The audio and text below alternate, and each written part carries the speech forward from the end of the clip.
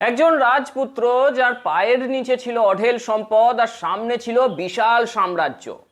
অথচ এক রাতে সবকিছু ত্যাগ করে তিনি বেরিয়ে পড়লেন শূন্য হাতে একটা প্রশ্নের উত্তর খুঁজতে।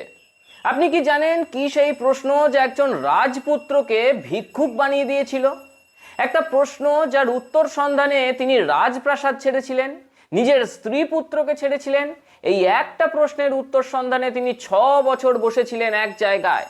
এই প্রশ্ন আজও তাড়া করে বেড়াচ্ছে গোটা জগৎকে। কি সেই প্রশ্ন? দুঃখ কষ্ট থেকে মুক্তি লাভের উপায়। 2500 বছর আগে এই প্রশ্নের উত্তরই দিয়েছিলেন এক সন্ন্যাসী। খুব সরল কিন্তু একেবারে প্র্যাকটিক্যাল উত্তর, একেবারে স্ট্রেসফুল জীবনের বেস্ট মেডিসিন। কি সেই উত্তর জানেন?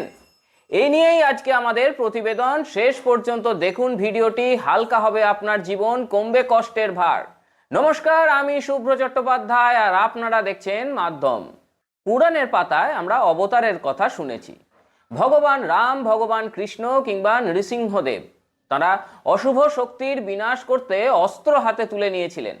কিন্তু আজ যে অবতারের কথা বলছি, এই নবম অবতার ছিলেন একদমই আলাদা। তার যুদ্ধ ছিল নিজের অন্তরের সঙ্গে। তিনি গৌতম বুদ্ধ। নমো বুদ্ধায়।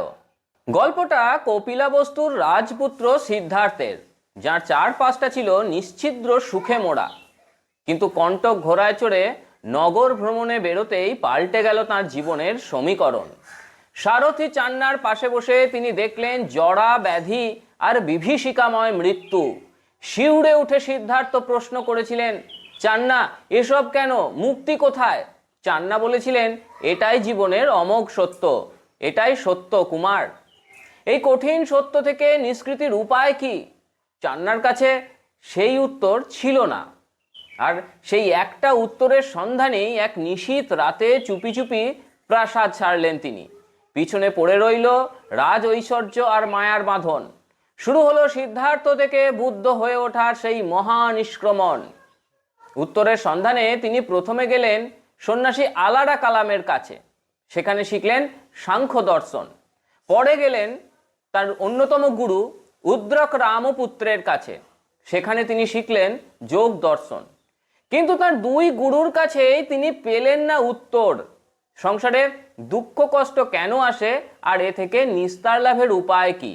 অবশেষে বর্তমান বিহারের নিরঞ্জনা নদীর তীরে অশ্বত্থ গাছের নিচে বসলেন ধ্যানে। 6 বছর ধরে উত্তর খুঁজলেন, আমরা যাকে তপস্যা বলি। আক্রমণ কম হলো না, মায়া এবং ভয়ের তীব্র আক্রমণ। মায়া বলল, তুমি স্ত্রী পুত্র রাজপ্রাসাদ ছেড়ে কিভাবে এখানে পড়ে আছো? অন্যদিকে ঝড় বৃষ্টি বজ্রপাত বলল, এই স্থান তুমি ত্যাগ করো। এই দুটোর মোকাবিলায় তিনি করলেন। অবশেষে পেলেন উত্তর, যে উত্তরের জন্য তিনি সংসার পুত্র রাজত্ব এই সব কিছু ছেড়েছিলেন। যে উত্তর জগতের সব দুঃখ কষ্টকে শেষ করে দিতে পারে। তার এই অবস্থাকে আমরা বলি বুদ্ধত্ব প্রাপ্তি। সারনাথে গিয়ে শিষ্যদের বললেন তার 6 বছরের তপস্যার সার কথা। মাত্র 4টি কথা, মাত্র 4টি বাক্য।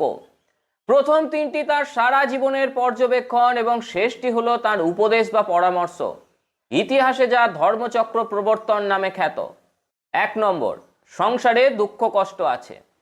2 নম্বর, দুঃখ কষ্টের কারণ আছে। 3 নম্বর, দুঃখ কষ্ট থেকে মুক্তি লাভের উপায় আছে। 4 নম্বর, দুঃখ কষ্ট থেকে মুক্তি লাভের উপায় হলো জীবনের সকল প্রকার চাহিদাকে শেষ করা অথবা নিয়ন্ত্রণ করা। কারণ যে কোনো রকমের চাহিদাই দুঃখ কষ্টের মূল কারণ। জীবন অনেক সহজ সরল হয়ে যায়, মানসিক শান্তিও থাকে যদি চাহিদা কম থাকে, যাকে আমরা অনাড়ম্বর জীবন বলি। গৌতম বুদ্ধের দেওয়া এই সমাধান আজ থেকে 2500 বছর আগে যতটা সত্যি ছিল, আজকের এই ইঁদুর দৌড়ের যুগে তা যেন আরো বেশি প্রাসঙ্গিক। আমরা প্রতিদিন যে স্ট্রেস, অ্যাংজাইটি আর টেনশনে ভুগছি তার গভীরে গিয়ে দেখুন, সেখানে লুকিয়ে আছে কোনো না কোনো না পাওয়া জিনিসের পাহাড় সমান চাহিদা।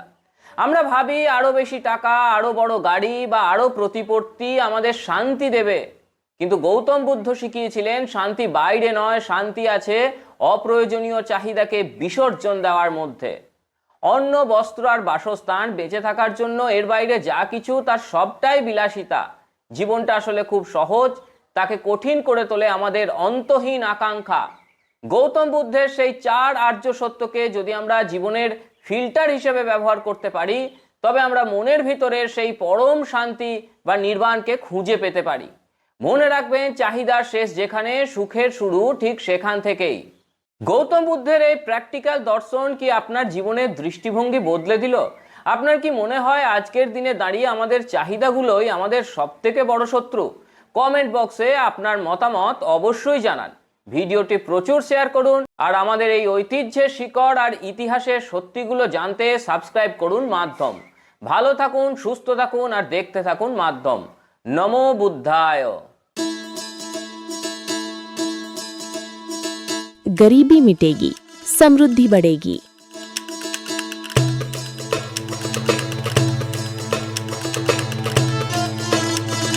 यही संकल्प है प्रधानमंत्री नरेंद्र मोदी जी और मुख्यमंत्री मोहन यादव का। गरीब कल्याण मिशन से मध्य प्रदेश ने उठाया है ऐतिहासिक कदम। संबल 2.0 के तहत 1.75 करोड़ श्रमिकों का पंजीयन और गिग वर्कर्स भी अब लाभान्वित। हजारों श्रमिक परिवारों को 224 करोड़ का भुगतान। 39 लाख लोगों को मिला भू अधिकार पत्र, देश में प्रथम स्थान। 8 लाख छोटे व्यापारियों को मिला ऋण सहयोग। 56 लाख पेंशनधारियों को हर माह 4000 करोड़ से अधिक राशि और 45 लाख परिवारों को मिला पक्का घर। अब हर नागरिक की सुविधा के लिए शुरू होगी मुख्यमंत्री सुगम परिवहन सेवा। प्रधानमंत्री मोदी जी और मुख्यमंत्री मोहन यादव के नेतृत्व में मध्य प्रदेश तेजी से बढ़ रहा है गरीबी मुक्त और आत्मनिर्भर भविष्य की ओर।